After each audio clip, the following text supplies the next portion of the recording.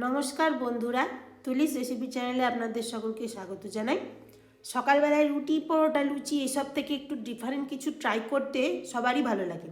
আজকে শেয়ার করছি একটু অন্যরকমভাবে একদম ফুলকো পারফেক্ট ধুসকা বানানোর রেসিপি। গরম গরম ঘুগনি বা আলুর সবজি দিয়ে এই ধুসকা খেতে খুবই ভালো লাগে। পুরুলিয়া, ঝাড়খণ্ড দিকে ব্রেকফাস্টে এই ধুসকা খাওয়ার চল আছে। আপনারাও সকালবেলার জলখাবারে এই ধুসকা বানিয়ে দেখতে পারেন। চলুন ভিডিওটা শুরু করা যাক। ধুসকা বানানোর জন্য সবার প্রথমে 2 কাপ ধোসা বানানোর যে চাল হয় বা নর্মাল যে আতপ চাল হয় সেটা নিয়ে নিচ্ছি। আর তাতে চায়ের কাপের 1 কাপ মেপে উড়দ ডাল দিয়ে দিচ্ছি বা বিউলির ডাল যেটাকে আমরা বলে থাকি, সেই ডালটা দিয়ে দিচ্ছি। এখানে আপনারা চাইলে ছোলার ডালও ব্যবহার করতে পারেন, আমি এখানে ব্যবহার করিনি। ডাল আর চালকে ভালো করে জল দিয়ে ধুয়ে অনেকটা পরিমাণ জল দিয়ে সারা রাত ভিজিয়ে রাখতে হবে।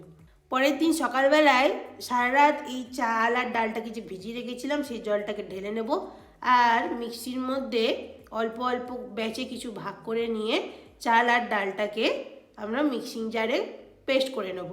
খুব একটা মিহি পেস্ট করা যাবে না, একটু যেন দানা দানা হালকা থেকে থাকে সেরকম পেস্ট করে নিতে হবে। এরপরে তার মধ্যে একটা মিডিয়াম সাইজের পেঁয়াজ আমি এখানে গ্রেট করে দিয়ে দিচ্ছি।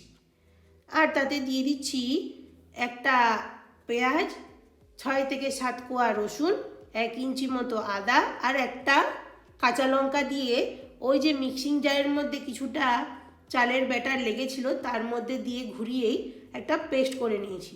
এরপর ওই পেস্টের মধ্যে একদম সামান্য নুন দেব, খুব একটা নুন দেব না, কারণ ধুসকাটা শুধু শুধু খাওয়া চলবে না, সবজির সাথে খেতে হবে।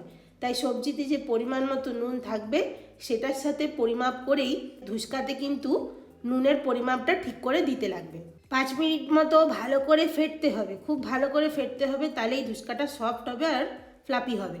এরপরে সবার লাস্টে 4 ভাগের 1 চামচ মতো অল্প একটু বেকিং সোডা দিয়ে আবার ভালো করে 2 মিনিট ফেটিয়ে নিতে হবে। এরপরে একটা বড় কড়াই বা ডিপ ফ্রাইং প্যান নিয়ে নেবেন, তাতে তেল গরম হতে দিয়ে দেবেন।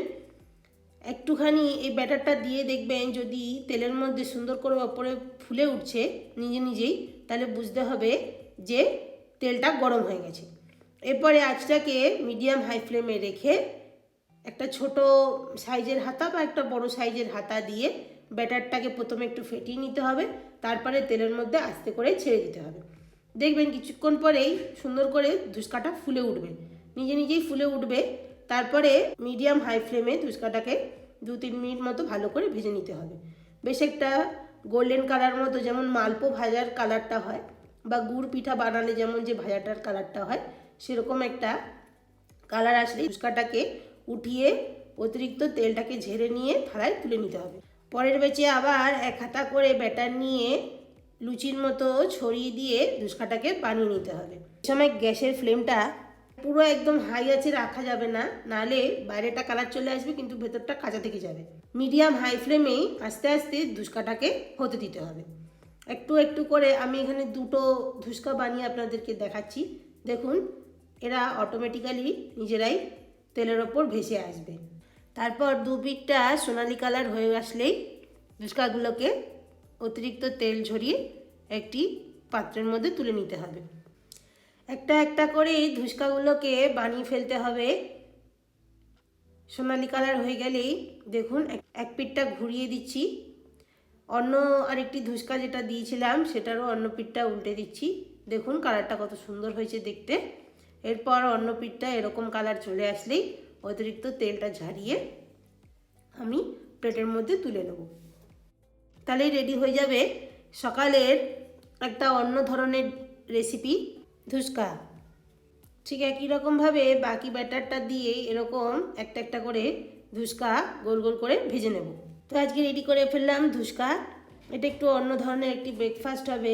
একটা ধুসকা আমি আপনাদেরকে ভেঙে দেখাচ্ছি। দেখুন ভেতরটা খুব সুন্দর করে কুক হয়েছে, কোনো কাঁচা অংশ দেখতে পাবেন না, এরকম দেখতে হবে। গরম গরম সবজির সাথে সার্ভ করুন। রান্নাটা ভালো লাগলে অবশ্যই একটি লাইক করবেন।